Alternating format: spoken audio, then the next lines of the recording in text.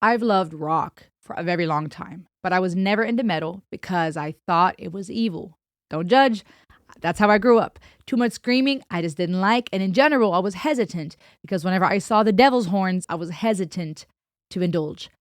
You guys told me, as I've been exploring bands like Nightwish and more, that Ronnie James Dio was widely the one who was often accredited to be the one who started it, who started popularizing the devil's horns in rock and roll. I learned that he does not claim to be the creator, but that he adopted the gesture from his Italian grandmother, who did that to ward off the evil eye, the malocchio, which is Italian for evil eye, a supernatural belief in a curse brought about by a malevolent glare inspired by envy. And now I get to finally actually explore who Ronnie James Dio is. And I'm going to check out Don't Talk to Strangers live at the Spectrum 1984. Shout out today goes to Eddie. Thank you for your support on Buy Me a Coffee, for appreciating my work and being along for the ride.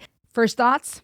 Yeah, that's what we are told growing up. Don't talk to strangers. Over the years, we've learned that it's not necessarily the strangers that are the most tricky, but maybe those closest to us. Does that have anything to do with the lyrics here? I have no idea. All right. This from the album Holy Diver that you were gracious enough about last time. The song is called Don't Talk to Stranger.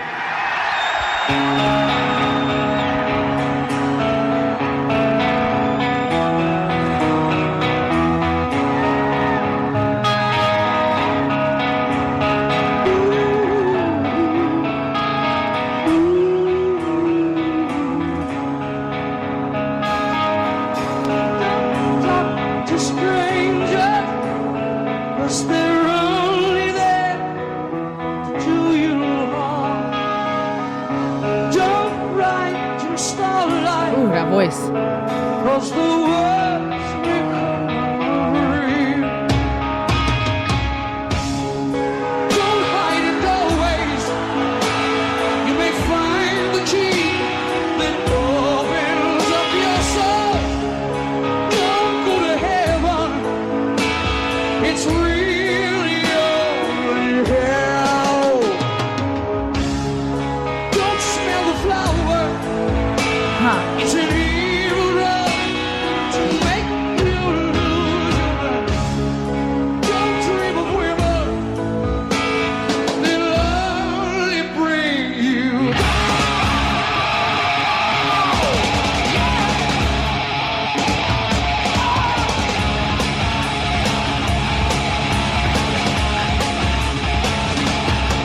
Hey, you know me, you touch me. I'm real. I'm forever the one that lets you look and see and feel me when I'm danger. I'm a stranger. Ooh, a run. I'm darkness. I'm anger. I'm pain. I'm a master. The evil song you sing inside your brain. Drive you insane. That voice. Oh my gosh. Don't talk.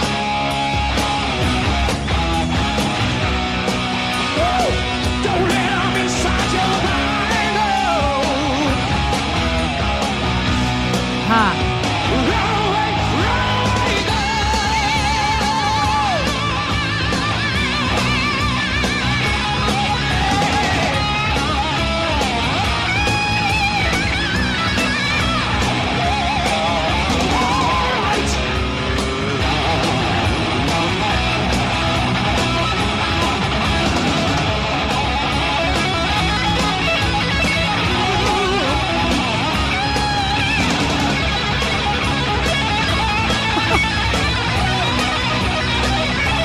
Oh my gosh. Woo!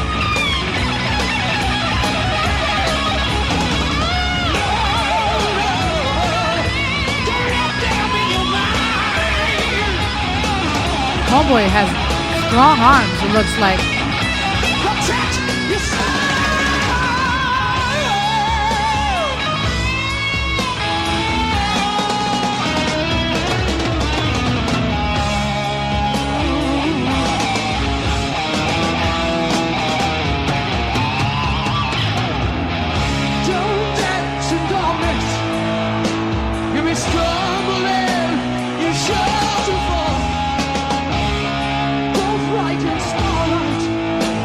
all the words may come out real.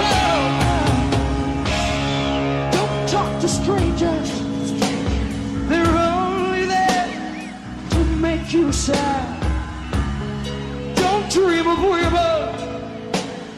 They'll only bring you. Oh my gosh.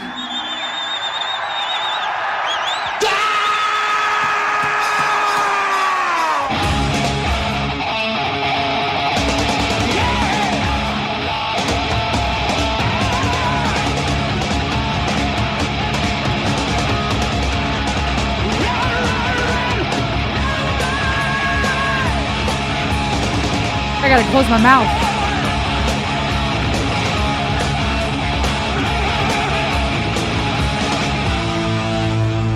Don't talk, don't you talk, don't talk, don't talk, don't talk, don't talk.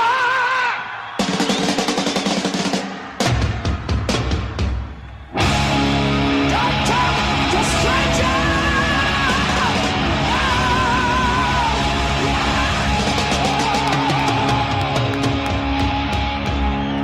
My guy.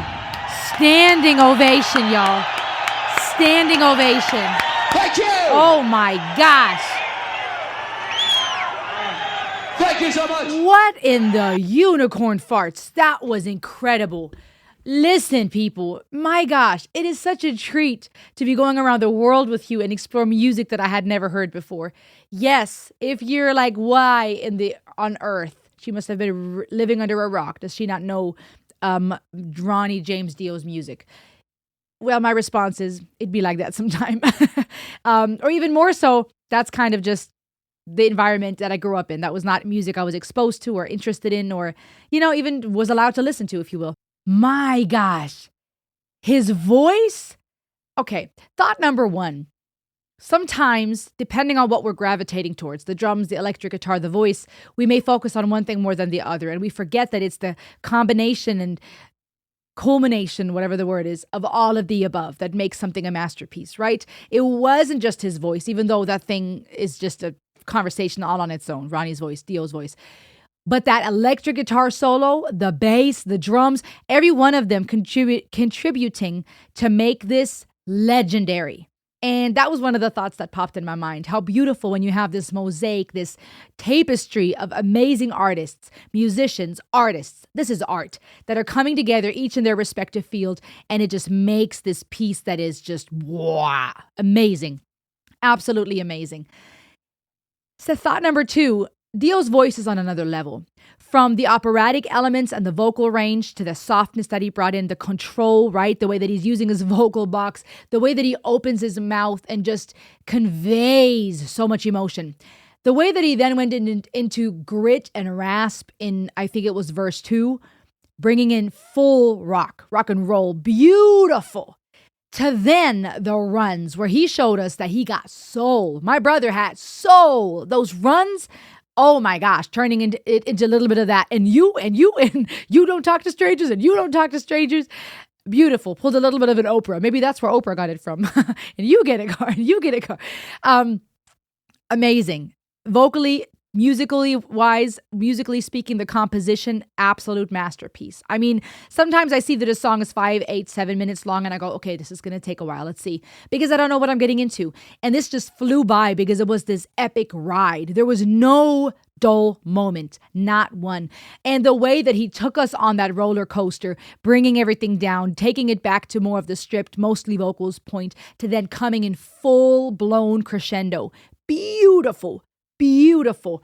What's crazy to me is, and I want to pull up the lyrics with you guys, is how profound these lyrics are. And the idea of don't talk to strangers, right? It's all bad. Don't smell the roses. It's all danger. That idea of complete paranoia and superstition, to me, actually, interestingly enough, fits to this idea of the devil's horns, right? Which, as mentioned in the beginning, many accredit to Dio, and he supposedly got it from his Italian grandmother. This idea of I'm going to do, I keep mixing them all up, the rock and roll sign to scare away the evil, the malecchio, right? To scare away the evil eye. And a lot of those religions and cultures and traditions are based on superstition, right? We find that in pretty much every religion, people on various levels of that spectrum going, something bad might happen if I do this or that, right? For some people, it's just a game, right? Oh, snap, it's Friday the 13th, the cat crossed my path, the black cat. For others, this is serious. And for others, from a psychological standpoint, it turns into an obsession, right? It turns into an obsessive compulsive situation where people cannot shake the fear or the paranoia, if you will, or the sensation of something bad's going to happen. And quite frankly, I can speak to that personally. Growing up in a Christian conservative home, that idea would have been, this is a sign of the devil. Having no idea about the background or metal and that whole culture, right? A lot of times because we're afraid to ask and we're afraid to look at it from Plato's perspective, right? To bring in philosophy in the mix, to look at this idea as Plato presents of the shadows that are being cast on the wall and the prisoners that perceive those shadows to be reality because they're chained and they've never walked outside of the cave to actually see the sunlight and the fire and realize what real reality is. And it's, without going into too much detail about that, it's the idea of the concept of the real things we can see and perceive and the things that are a matter of form, the essence of form. Concepts like justice and courage, right? Things that we can't quite see, but we know they exist. And it takes looking into the sun, stepping out of that cave and realizing what I thought was real was just a shadow. That's not the actual thing. And it makes me think of this because when it comes to superstition, when it comes to the devil horns, I feel like I keep doing it wrong. Yeah, I keep confusing it with the sign language symbols. When you look at these lyrics, when you look at the devil's horn symbol, I feel like there's parallels to this idea of what is reality, hardcore truth, but also the things that we perceive. And the question sometimes is that what the thing is, or is this just how I'm interpreting the shadows that are being projected on the wall? And maybe that's not what it really is. Maybe I'm afraid of something that isn't actually dangerous. Maybe I'm have assumptions, prejudice towards things without really understanding the thing. That's why I think of that. Don't talk to strangers because they're only there to do you harm, right? We learned that from young on. And understandably so, right? As parents now, we understand why we want to protect our kids from strangers, from someone that might want to hurt them. And so that was the message we were given. That's the message we pass on. Now, as we're learning more and more, we also hopefully educate our kids about the difference between a stranger and a tricky person and, realizing that those can very much be in our circle of friends and family. But that's what we grew up with. That's the message we heard, right? Don't write in starlight because the words may come out real, right? And now we're tapping into the thematics of careful now, the things that you wish for, the things that you engage in might actually cause you harm. Don't hide in doorways. You might find the key that opens up your soul. That is poignant. And this, again, is where the concept of Plato that I've been reading lately comes into play. This idea of don't hide in doorways, right? Something bad might happen. But then to say you may find the key that opens up your soul. I find this psychologically, actually, and philosophically very interesting because it raises the question, the things that we deem dangerous, the things that we have been taught through superstition, religion, indoctrination are dangerous and evil and bad. Could it be that those things actually will open up a door? And those who are really operating from a place of fear, I would argue, may be quick to say, that's the lie. That's the trick, the reverse psychology. They'll tell you that you may find the truth, but actually this is a trap. This is actually evil. And they're making you think it's going to bring you peace. And that sometimes is the case, right? There are things that are harmful to people, and we can literally physically see the effects of addiction to drugs and various substances, of abuse and harm, where you can see these people are not happy. They're not free.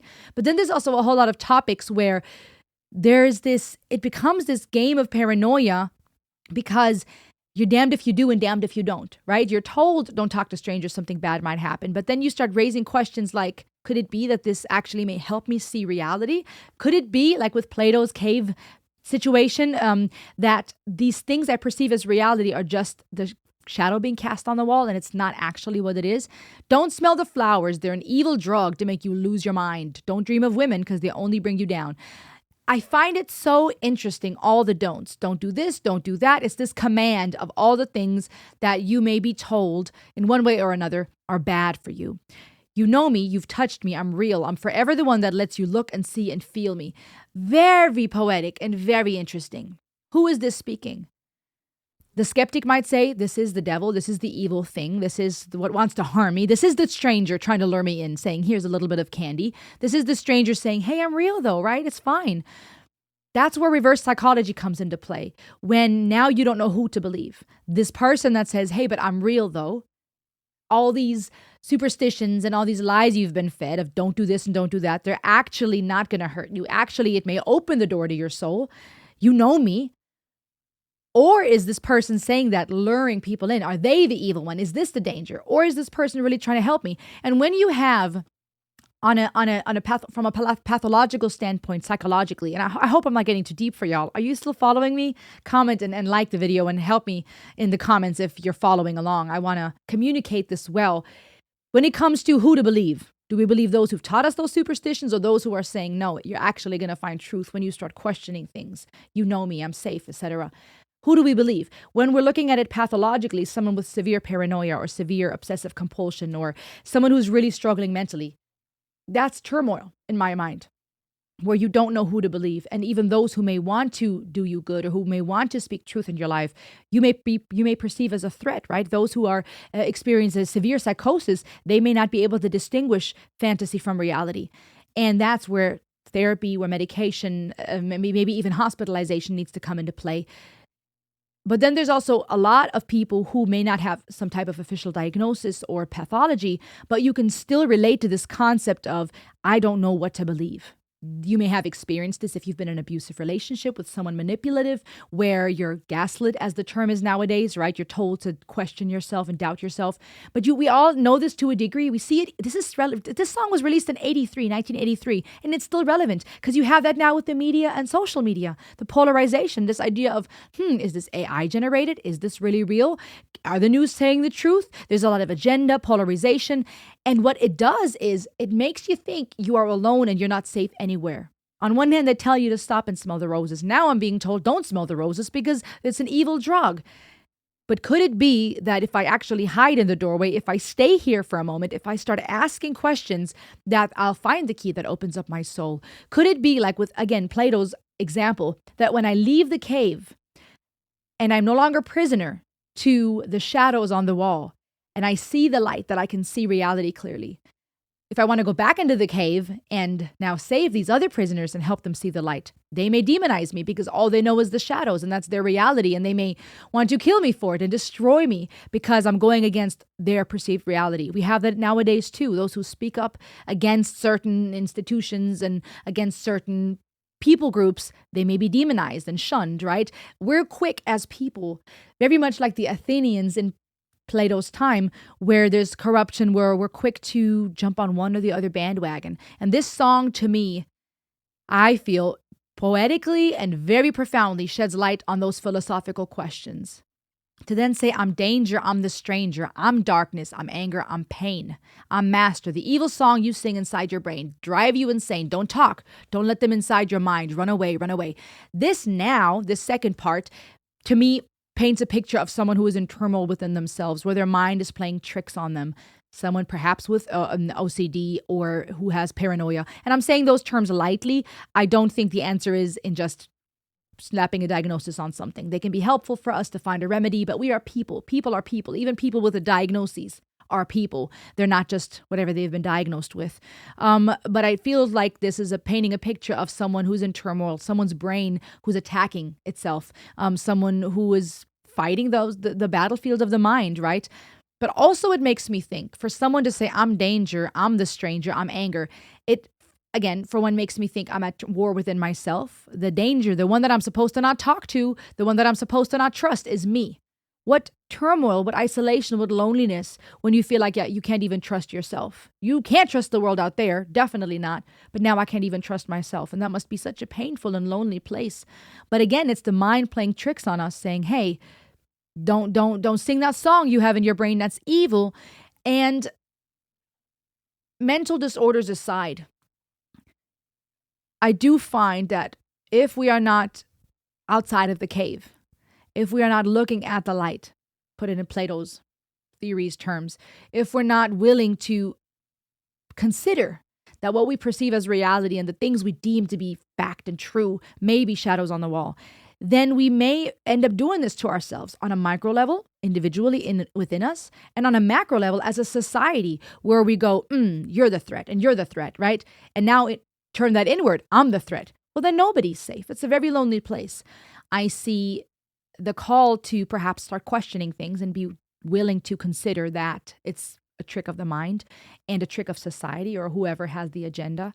And that maybe there is a time and a place to look at anger and pain and darkness and to not be afraid to sit with it, right? We're quick to go, I don't like this feeling. How can I get rid of my anger, right? 5 steps to find peace, 3 steps to get through my anger, 2 ways to breathe my anxiety away. But how often do we really sit with the anxiety, the anger, the pain? How often do we sit with someone else who is in deep pain? It's uncomfortable, right? When someone dies, when someone suffers, it's almost easier to walk away because we don't know what to say. And then sometimes those hurting push other people away.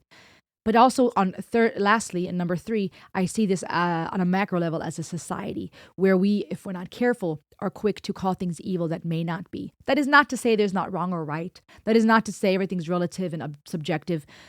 But I do think that there's a time and a place to go, you may find the key that opens up your soul. There's a 2-part conversation here of saying, we've been told all these things, but what if? And the other part is that internal battle. Incredibly profound. I had no idea who Ronnie James Dio was. You guys have been educating me about the metal community in that world, but this exceeded my expectations. This is incredibly profound. What do you think? If you want to go around the world with me to explore more music, psychology, and philosophy, subscribe, and I'll see you on the next ride. Heyo!